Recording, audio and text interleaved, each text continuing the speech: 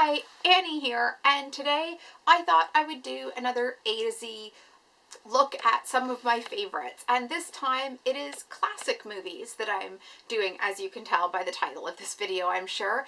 But if you love classic movies, or if you're not that familiar with classic movies and looking for some great ones to watch, stay tuned and let's get started. So for A, I have two. I have A Star is Born and The Adventures of Robin Hood, starring Errol Flynn and Olivia de Havilland. This is the Judy Garland and James Mason version of A Star is Born, obviously. These movies I both really like. This one, it's probably the only movie I've ever watched that I will cry at repetitively. I'm not generally a crier at movies, but this one really gets me. And The Adventures of Robin Hood was probably a movie that got me really thinking about film history, film production, kind of the whole way that everything kind of comes together and what film ends up meaning to society as a whole, and the way stories are told rather than just individually what they mean to each person. So that movie it's an excellent movie, but it also holds a very special place in my heart and on my shelf for that reason. For B, it was another letter that I had a very difficult time narrowing down. I have Bachelor Mother, which is Ginger Rogers and David Niven. It is a mistaken identity movie. It is set over Christmas and New Year's. It also has Charles Colburn. I just love this movie. I love mistaken identity movies. I've talked about this movie before. It's probably my favorite Ginger Rogers movie. I just really enjoy it. The next one I have here is Blue Hawaii. This is an Elvis movie I grew up watching. I love the soundtrack to this. Like, it's just divine. And this always was like what I identified Hawaii as growing up. Learned a lot about pineapple manufacturing, all that kind of stuff. But if you just want a fun romp, this is probably my favorite Elvis movie of all the ones I've seen. I've seen a decent number of Elvis movies in my time, but this is definitely my favorite. And the third B movie I have here is Bells Are Ringing, and this is Judy Holliday and Dean Martin. It's a role that she originated on stage, and there's lots of singing and dancing. It is fun. There's also a really deep underpinning to this musical, so it is definitely one of my favorites. Dean Martin is just divine in it, like so amazing. He plays that character perfectly, and just if you haven't seen it, you just must. This has been a recent favorite. I didn't know this movie as a kid. I'd never watched it until probably actually 10 years ago now, but it's a more kind of recent find for me. For C, I have the movie Charade, starring Cary Grant and Audrey Hepburn. This is often billed as the best Hitchcock film Hitchcock didn't make, and it's true. I would have, if I had to choose somebody who this was made by without knowing that it was Stanley Donen, I would have chose Hitchcock. It is everything kind of that a Hitchcock movie should be, except directed by Hitchcock. It's directed by Stanley Donen, who was a directing partner of Gene Kelly, so it's unusual. He did a lot of dance movies and musicals, but this one, in a way, that's probably some of what makes it so good, is the choreography of where the players are at within a scene and where the camera is positioned, so you can see bits and pieces of kind of different things going on, and the camera positioning really giving you a good what the feel that needed to be happening, whether that was claustrophobic or too out in the open or whatever. So the next movie I have here is a D movie, and that is Damsel in Distress. This is another Fred Astaire. I think actually Fred Astaire might feature quasi-heavily through this, and Joan Fontaine.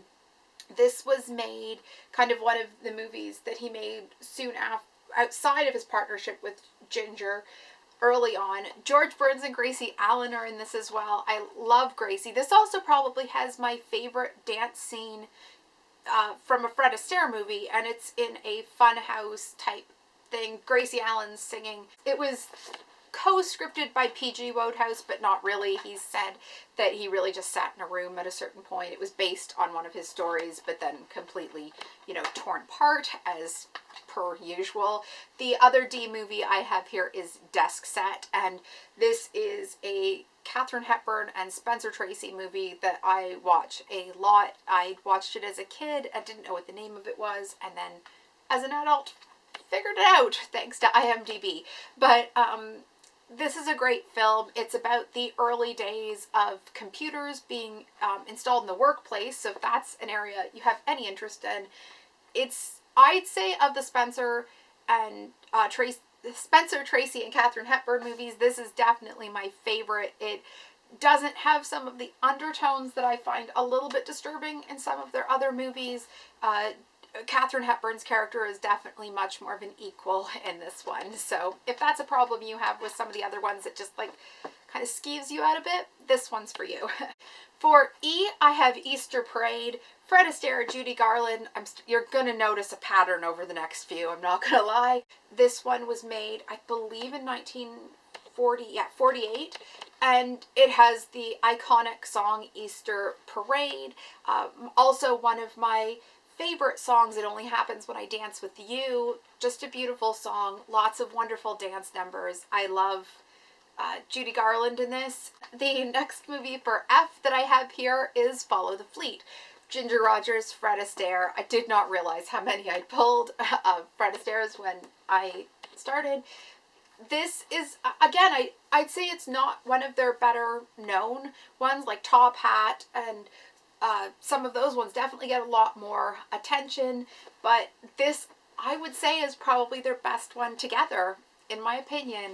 I feel like the story is really excellent. Fred Astaire also doesn't play like the normal dapper gentleman in this. He plays a sailor and he's constantly chewing gum, which is just brilliant because it's so perfect for the character. I know that's a weird thing to say. You'll see if you watch it. It also co-stars Randolph Scott and Harriet Hilliard, who later became Harriet Nelson, the mother of David and Ricky.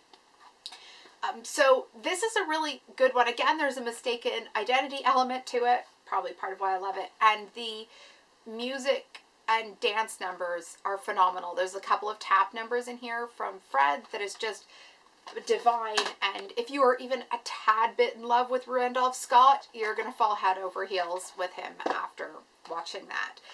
And it is Gentlemen Prefer Blondes. This is Jane Russell and Marilyn Monroe.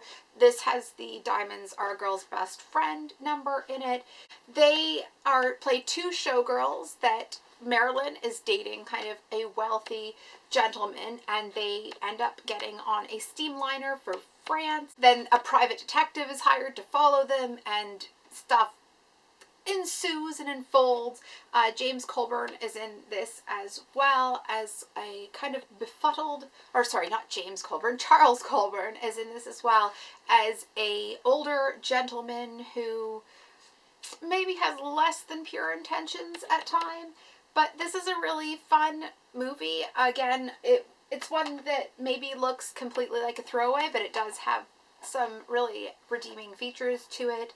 For H, I have Holiday Inn. I've talked about this movie before. I really like it. It is set at an inn, and the concept of the inn is that they're only open for holidays because Bing Crosby plays the owner of that, and he's been in show business, but he's just tired of working 8 shows a week, 7 days a week, all this stuff, and so he buys this farm and turns it into an inn with the idea of only opening it on holidays. Fred Astaire was his former dance partner.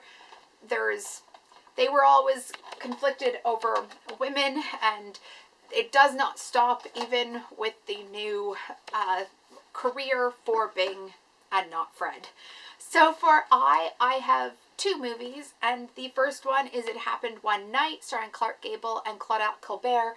This is a Frank Capra movie, and it is amazing. If this has some of the best dialogue in it, this is the original rom-com, I'd say, with lots of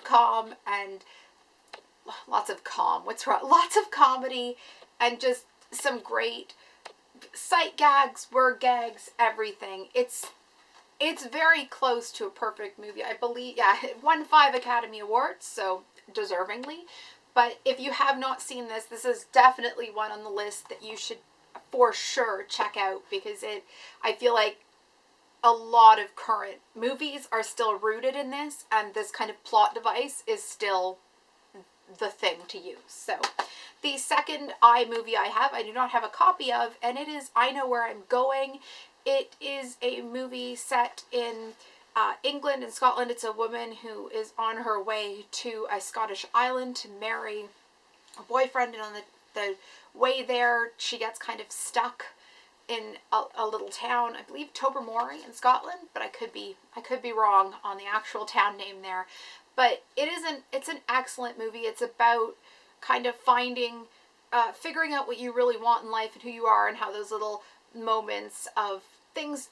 She's a woman that she knew where she was going. You know, she knew what she wanted, she knew where she was going, and then life throws this curveball, and she realizes that maybe on paper that's what she wanted, but that in reality there's different ways to achieve happiness and success in life. Michael Powell directed that one. I believe Emmerich Pressburger was involved as well, but I could be wrong. It might just be Michael Powell. For Jay, I don't actually have physical copies of the movie here, and that is, there's two that I could list here, and that would be Jamaica Inn, the Alfred Hitchcock movie, or Judgment at Nuremberg. I haven't seen Judgment at Nuremberg or Jamaica Inn in years. I know I liked them both. As I said, I can't remember them. I couldn't really think of other J movies here, and I tried looking around. Those were the two that kind of stood out to me. Judgment at Nuremberg, I know I really liked. I just don't know how well I like it now and how well it stands up and all that stuff. And for K, I also have two movies that I do not have here. One is Kiss Me Stupid, which is Dean Martin and Kim Novak. It's quite a dark movie in places. It is a comedy, but it has definitely got a lot of blackness in it. It's quite tragic. It's a comedic tragedy in many ways. Dean Martin plays himself, or not himself, a very much a variation of like a darker, more desperate version of himself. Kim Novak plays a woman in a small town that is, you know, trying to get out and not happy with her life where she is. For the letter L, I have the movie Little Women. This is the 1949 version with June Allison, Peter Lawford, Margaret O'Brien, Elizabeth Taylor, Janet Leigh, Mary Astor. Excellent. This is my favorite adaptation of the kind of three main ones. This is the one that I think represents the book the best, although not perfect. This is the one. I mean, the book is massive. It's so long and so involved, but this one for me captures the tone of what I take away from the book the best. Hope that makes sense. The letter M, I have Meet Me in St. Louis. This is another movie I've mentioned before. It has huge childhood significance to me. Used to watch it so many times. I must have watched this movie like literally thousands of times in the course of my life. It's just, it has amazing song and dance. The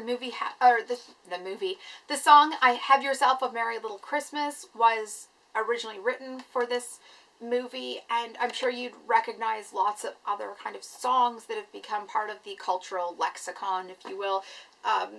In this is my favorite Judy Garland movie, I'd say, and Margaret O'Brien is amazing in it as well.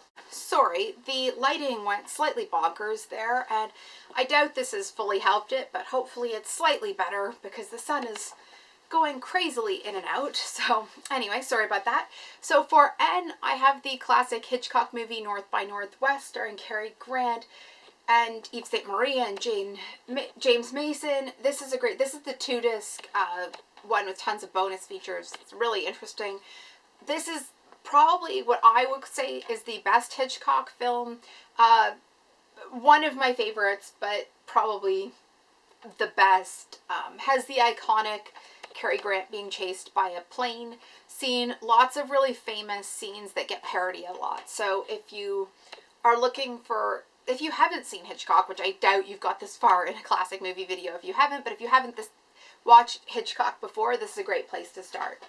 For the letter O, again, I don't have a physical copy of the movie that I'd written down, and that is Operation Petticoat. It's Tony Curtis and Cary Grant, and they are on a submarine, and it's the end of the war and the ship is being decommissioned, and the movie is set with them looking back at what they have been through on this ship. Sounds a bit boring. It's much better than I'm selling it. It's got really funny moments. P here, it was a toss-up between the Philadelphia Story and the Parent Trap and the Parent Trap one. This is the Hayley Mills Disney classic, The Parent Trap. I've talked about this movie before. I think most people will have seen it. It's just amazing, and I absolutely love it. It's just, to me, it's a perfect children's movie that I don't ever get tired of watching as an adult. I'm sure if I watched it too often I would, but it's a movie that as an adult I still think really hangs together well. So the next movie I have here is for Q, and that is Queen Christina, starring Greta Garbo. This is kind of a classic melodrama. I'm not going to say too much about it. It definitely wouldn't have made it into lists if I wasn't doing A to Z. You know, that's the thing about this tag, is sometimes stuff makes it in that wouldn't make it in, like you'd never talk about it otherwise, and other things, like for certain letters, there's just not enough space. You start cursing the fact that they all start with the same letter. So yeah, it's like a good movie if you like a melodrama. It's decent. Melodrama isn't my favorite kind of genre, so it's a good, solid one, but it's not my favorite. Having said melodrama isn't my favorite, my R movie is, one of my R movies is Random Harvest. This is also a melodrama. I believe a lot of times it would be termed a weepy. This is Ronald Colman and Greer Garson. I do love this movie, though. It is a melodrama, and it's like completely unbelievable, but it's kind of cheesy in all the right ways, and I think if you don't like feel something over the course of watching that, you probably don't have a soul. But it's cheesy, and it's very like staged and everything, but it's still it makes you think and all those nice things. The second R movie I have here is Rebecca of Sunnybrook Farms, which is my favorite Shirley Temple movie ever. I watched a lot of Shirley Temple as a kid.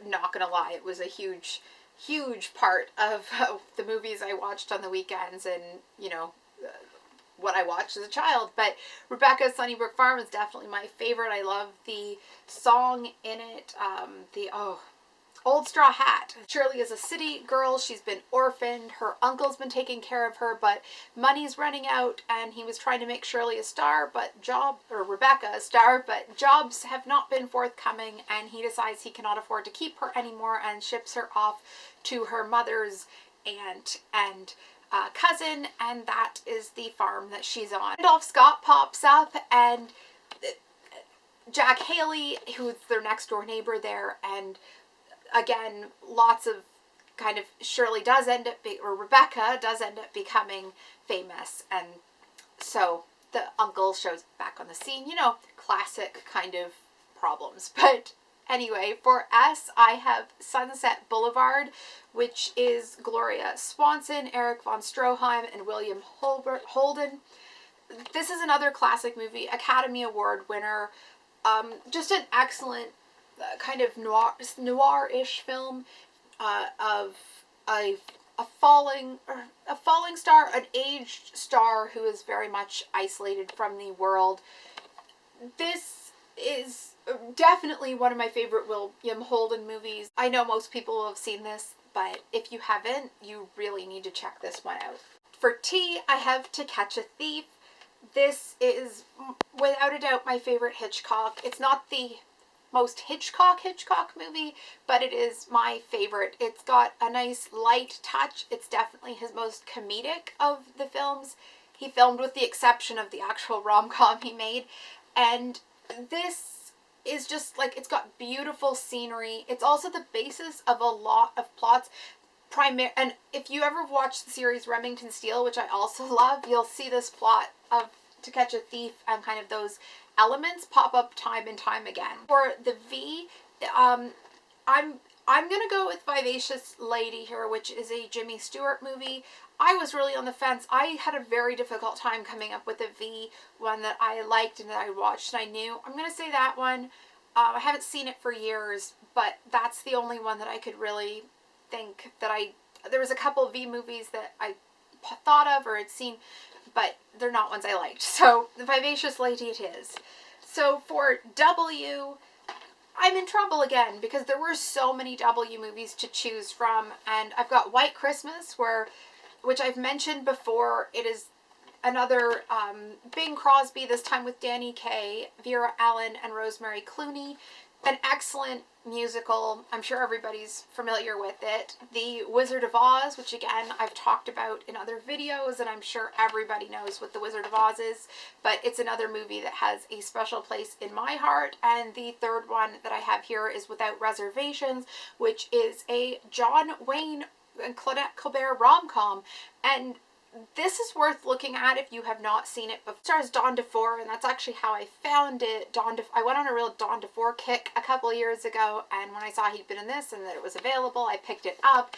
There is a mistaken identity element to it because Claudette Colbert plays a famous writer who has just got the book everyone is talking about right now. She boards a train headed for Hollywood, where they're going to turn her book into a movie, and she meets John Wayne and Don DeFore on the train. They are playing a couple of flyers, and they don't know who she is, and when they see that she's holding that book, they have some opinions on it that aren't maybe very flattering, but Claudette Colbert also thinks she sees the star of her movie because this is the man that she had written in her imagination, and he's just walked into her life as they're about to cast her movie. So this is the story of them on their way to Hollywood when the boys don't know who she is. So it's quite a cute movie. It's a enjoyable light watch, and if you are looking for that kind of thing and want to see John Wayne in a kind of different role than what you're used to, that's definitely worth it. So for X, I didn't have anything. This was a tough one. I legit could not think of any movies even that really started with X, with the exception of Xanadu, which I've not actually ever watched, so that's not going to make it on the list. So I guess I have a big empty space for X. For Y, I have a copy of this, but I could not find it when I went to pull the movies for this video, and that is You Can't Take It With You. It's a charming kind of movie about what might be the important things in life, and how family and creativeness and invention, all this stuff, are more important at the end of the day. Enjoyable. Probably wouldn't have made it on this list otherwise if I was just picking my top 26 or top 30, but it's there because Ys don't give you a lot of choice. And for my Z, it is a bit of a cheat here as well because it's Dr. Zhivago, and I'm just going to pretend that the doctor part isn't there, and it's just Zhivago, because Zed was another one that was very hard to pick. This is a beautiful movie, beautifully shot, classic, iconic, all those things. Not totally my cup of tea. I've watched it a couple times since I bought it. I like it as kind of a film history thing, and I mean, some of the shots they got are just epic and amazing and stunning, but yeah, it's not my favorite movie by any means, and, you know, it's a total cheat because I'm just pretending the doctor isn't there. But anyway, I'd love it if you did this tag. If you've made it this far with me, I mean, I'm sure this is going to be a long one, but if you want to do a classic movie A to Z tag, I would love to see it. I'm not going to tag anybody specific because don't want to be tagging people every week for videos they might not want to do, but if you're interested in doing this, I'd love to see it. Please give this video a thumbs up if you enjoyed it. Please subscribe. I put out a new video every Wednesday, and I've been putting out one often on the weekends as well, so keep an eye out for those, and I'll see you next week. Bye.